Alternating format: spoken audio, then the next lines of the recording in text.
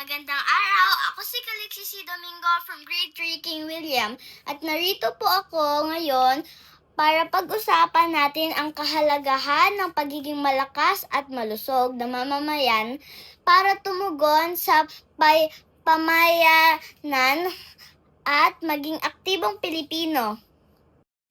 Una, kumain ng masustansyang pagkain.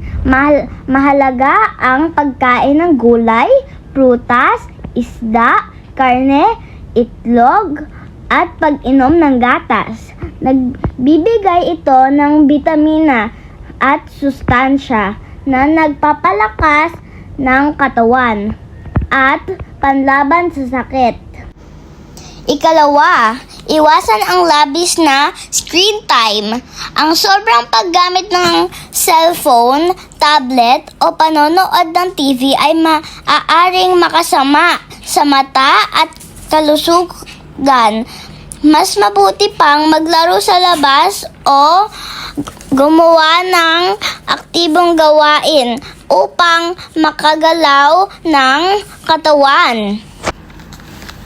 Ikatlo, magkaroon ng sapat na pahinga at tulog.